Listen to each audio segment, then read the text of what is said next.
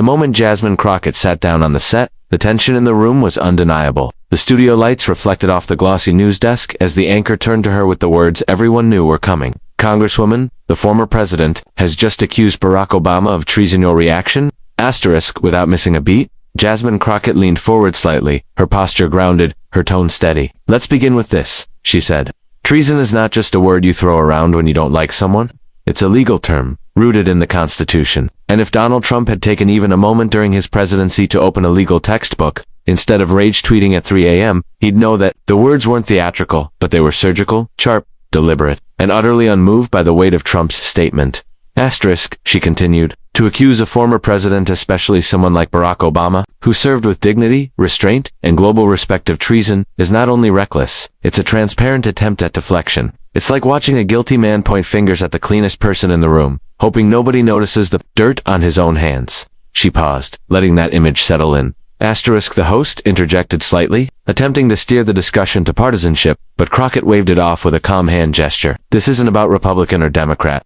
This is about the law. And in the eyes of the law, treason involves actively waging war against the United States or giving aid and comfort to our enemies. It's not having policies I don't like or being more popular than I ever was. But that's Trump's problem, isn't it? He doesn't know the difference between a political rival and a national threat. Asterisk, every viewer watching could see it. This wasn't a rehearsed performance. It was the natural confidence of someone who actually understood the system she operated in. While Trump had spent years attacking legal institutions, branding judges and prosecutors as enemies, Jasmine had studied those same systems, worked within them, and knew how to call out when someone like Trump was deliberately manipulating the language of justice for political theater. Asterisk, she went deeper. Donald Trump has made a habit of accusing others of the very things he's been accused of himself. That's not coincidence, it's strategy.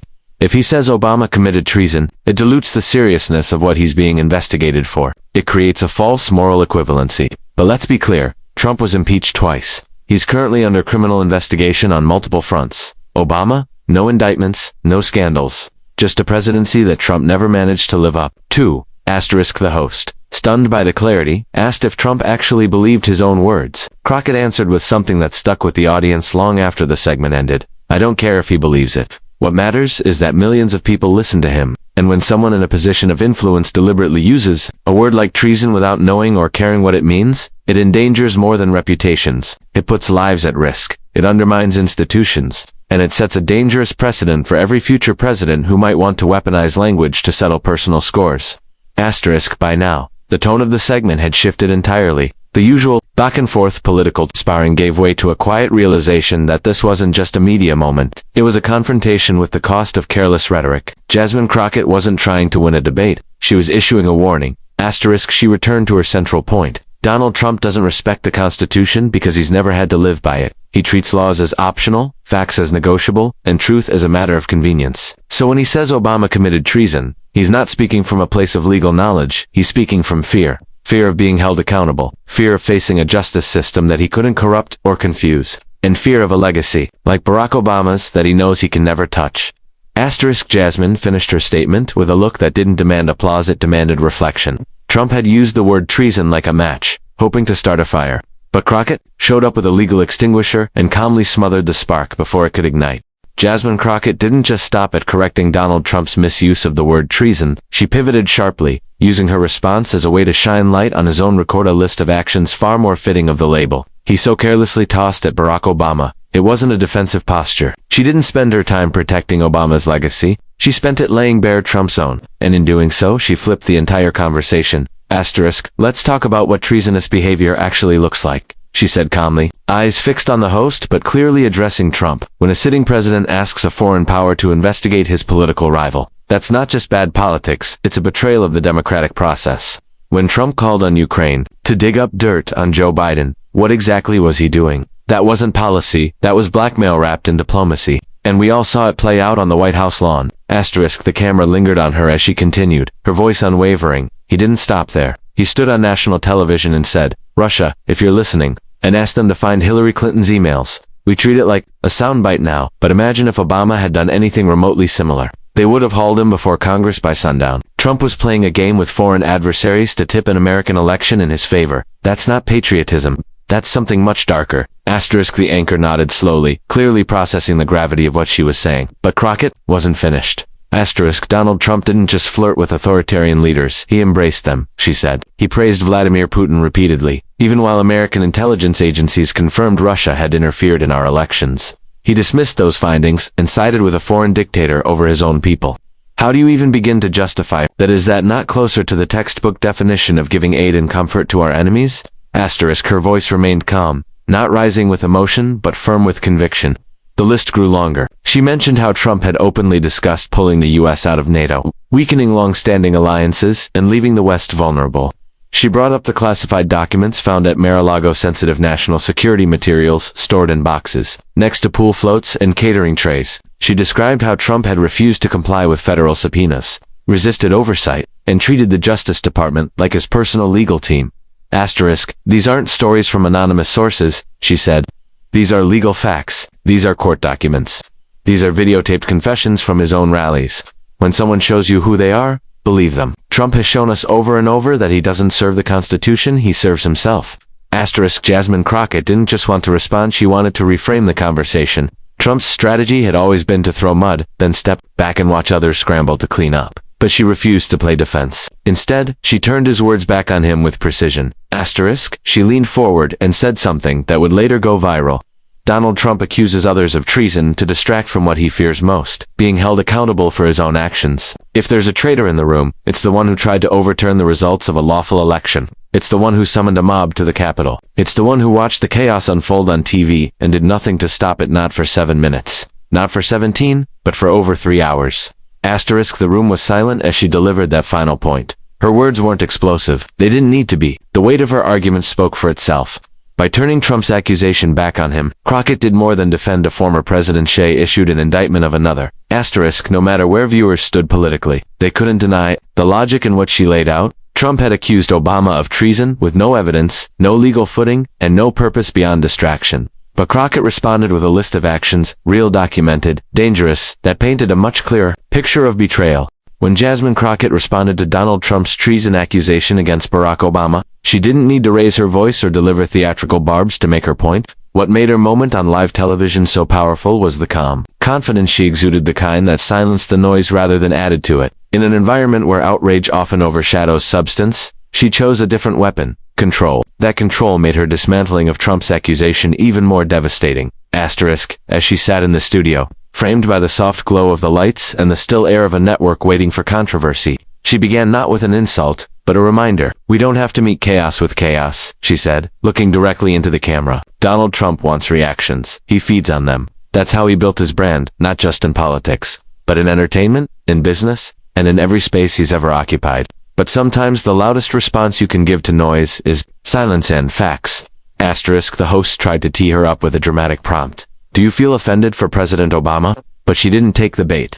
I'm not here to be offended, she said plainly. I'm here to be accurate, because when a former president uses the word treason live on air, with no evidence and no understanding of its meaning, we don't respond with drama. We respond with clarity. Asterisk, that clarity was her weapon of choice, Crockett explained. The constitutional definition of treason again, not to show off her legal background, but to draw a stark contrast between how she spoke and how Trump routinely operated. Trump doesn't speak from knowledge, she said. He speaks from instinct that tells him to provoke, distract, and dominate. But here's the thing about instincts. They're not always right. And when you're dealing with the Constitution, being wrong isn't harmless. It's dangerous. Asterisk, there was no pounding of the table, no fire and brimstone rhetoric. Crockett's calmness wasn't weakness. It was precision. Trump accuses Obama of treason not because it's true, but because it makes headlines, she continued. He says the word the way a child might throw a tantrum when they lose a game. And unfortunately, the media often obliges him by turning those tantrums into talking points. Asterisk, she adjusted her posture, folded her hands in front of her, and delivered the kind of quiet blow that lands harder than any scream. Let's be honest about what's happening. Trump is not trying to have a policy debate. He's trying to stain Obama's legacy because he knows he can't match it. Barack Obama was a two-term president, scandal-free, respected globally, and admired even by some of his political opponents. Trump, he left office twice impeached, under criminal investigation, and with a country more divided than ever. That comparison eats at him. So he reaches for the ugliest words he can find, hoping people will forget the facts. Asterisk, what struck viewers most wasn't just what she said, it was how little effort she made to make it sound dramatic. There was no need for hyperbole. Her words were deliberate, but not loud, measured, but cutting. The irony was clear. Trump had gone loud and wild, dropping the word treason like a bomb on national television, but it was Crockett's stillness, her refusal to play by his script, that ultimately carried more weight. Asterisk, she elaborated further, pointing out how Trump thrives on spectacle. He's not interested in being right. He's interested in being talked about, she said. And the more outrageous the statement, the more airtime he gets. That's why he doesn't need evidence. That's why he doesn't need facts. Because in his mind, headlines matter more than history. Asterisk Crockett didn't try to outshine Trump. She simply stood apart from him. In doing so, she exposed the contrast that many viewers hadn't consciously registered before.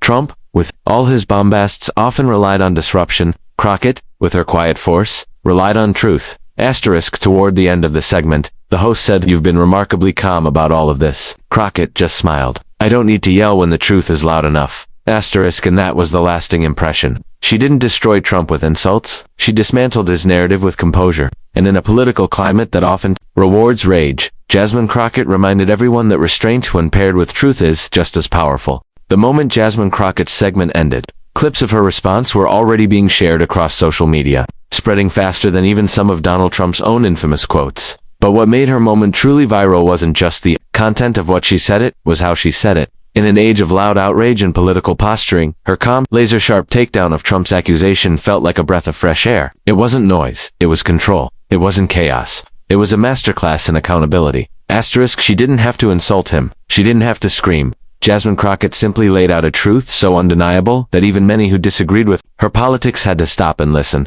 Trump had called Barack Obama a traitor on live television without evidence, without precedent, and without regard for the constitutional weight of the accusation. And Crockett responded with something more powerful than anger: precision.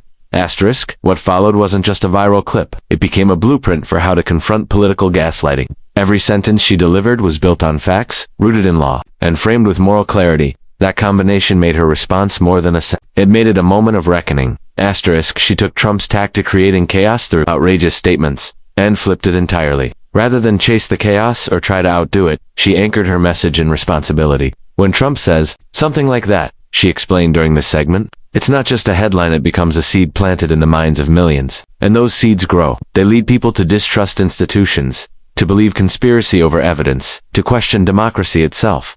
That's why we can't just laugh this off.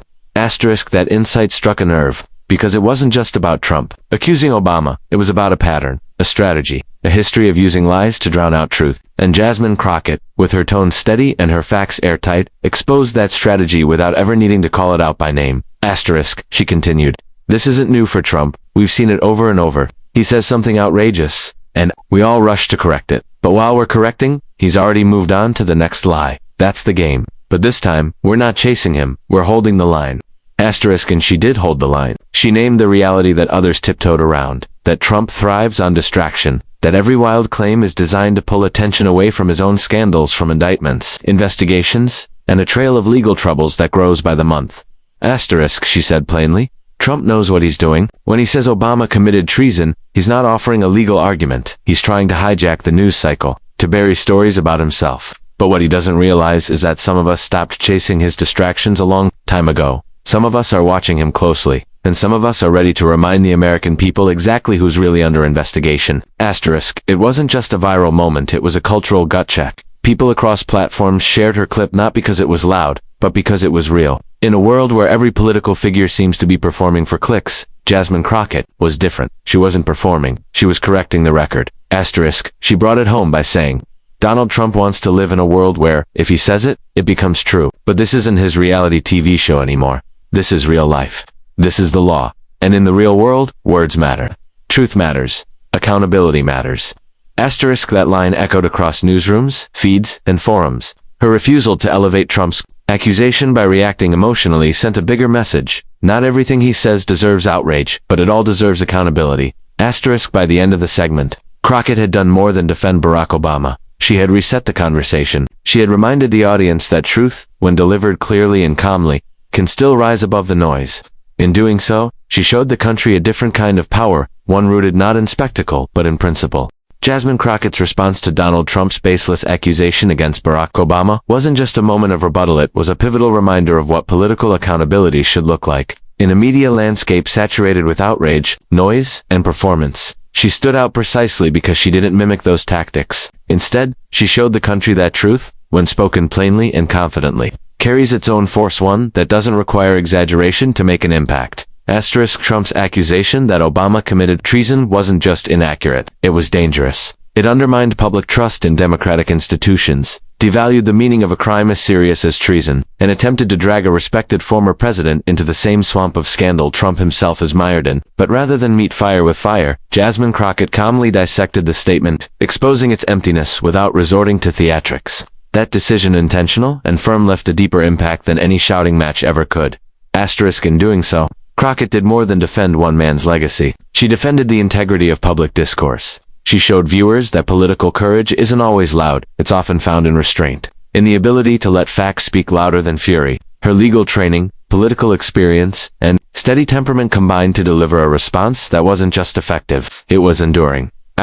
What made her message resonate wasn't just what she said, but what she refused to accept. She refused to accept the normalization of reckless language from someone like Donald Trump, who has consistently used distortion and deflection as shields against accountability. She refused to let the conversation stay stuck in a cycle of distractions. She brought the focus back to what matters: truth, the rule of law, and the dangerous precedent that comes when powerful figures weaponize lies for personal gain. And beyond that, she reminded millions of Americans watching that public figures have a responsibility not just to speak, but to speak with care, that every word matters, that a former president cannot be allowed to smear another without consequence, and most importantly, that facts can and do still win when delivered with clarity and courage. In an era where political theater often overshadows substance, Jasmine Crockett showed that authenticity and accountability still have power. Her calm dismantling of a dangerous claim was not just a response, it was a public service. She didn't shout over the noise, she muted it, and in doing so she reminded everyone watching